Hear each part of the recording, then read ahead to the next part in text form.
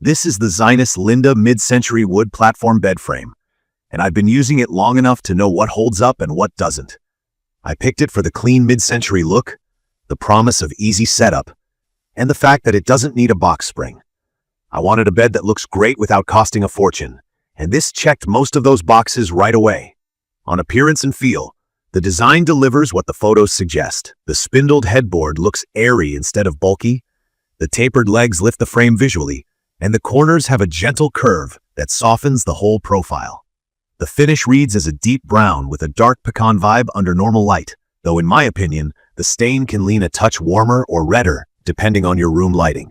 The wood has a smooth, stained feel rather than a heavy lacquer, so it looks more natural. One detail that caught my eye right away is the exposed screws on the top rail of the headboard. They're not hidden and there aren't caps in the box. It doesn't ruin the look, but it breaks the clean line if you care about those little things. The overall silhouette still fits modern, minimalist, or mid-century rooms without fighting other furniture, which is one reason I chose it. From my experience, the setup is one of the strong points. The frame shows up in a single heavy box with all parts well packed and labeled. I built it with a friend in under an hour. The instructions are straightforward, and my box included a ratcheting Allen key that made the job much faster than a standard L-wrench. The slats are real wood and sit into the frame securely, and the center support uses steel, which helps with long-span rigidity. Once assembled, the bed felt sturdy and stable on day one with no wobble.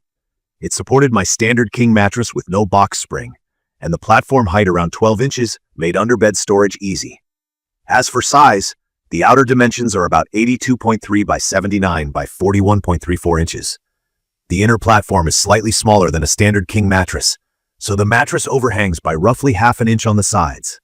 It's intentional for a snug look, but visually, it can look like the mattress is just a hair larger than the frame. If you're picky about flush edges, note that. Key features that matter in daily use are pretty simple. The slatted base supports memory foam, latex, or a hybrid mattress without extra springs underneath.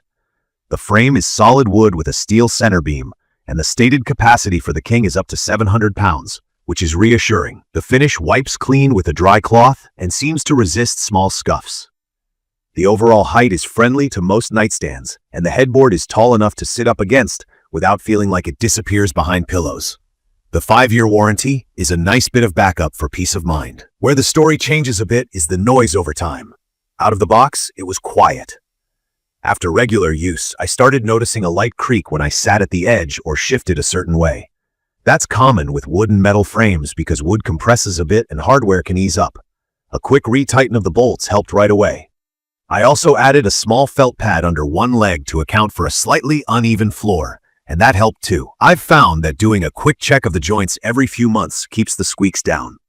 It's not high maintenance, but if you want absolute silence forever without touching a tool again, you should know that any bolt-together frame like this may ask for a tune-up now and then. On mine, the creaks don't signal anything loose or unsafe.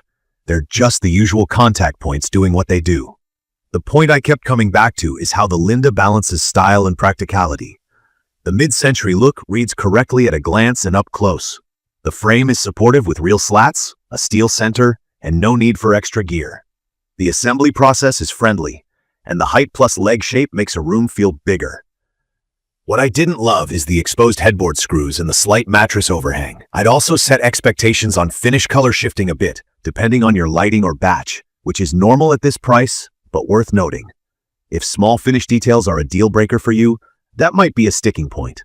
If you're flexible on those, the overall value is strong. It's perfect for someone who wants a mid-century look at a fair price, needs an easy build in a single box, and prefers a platform bed with reliable slat support.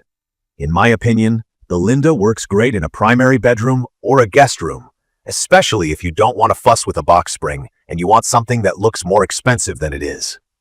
If you're a light sleeper who's sensitive to any creak, consider that you may need to retighten bolts after some months. If you're a design purist who can't stand visible hardware on a headboard, that detail may get under your skin.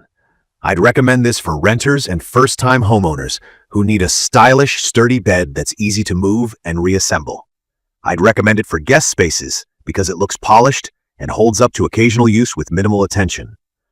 I'd also recommend it for anyone fine with basic upkeep, like checking bolts a few times a year. If you want zero maintenance and museum-grade finishing, this isn't that kind of piece, but the price reflects that. In conclusion, the ZINUS Linda Mid Century wood platform bed frame nails the look, builds fast, and supports a king mattress without a box spring. The trade-offs are honest: a few visible screws, a slightly smaller platform than the mattress footprint, and possible creaks that respond well to a quick tighten. For the cost, it's a well-balanced choice with real style and solid day-to-day function. If that mix lines up with what you need, it's an easy pick. If this video helped, please subscribe to the channel and drop your questions or your own experience in the comments. Thank you for watching.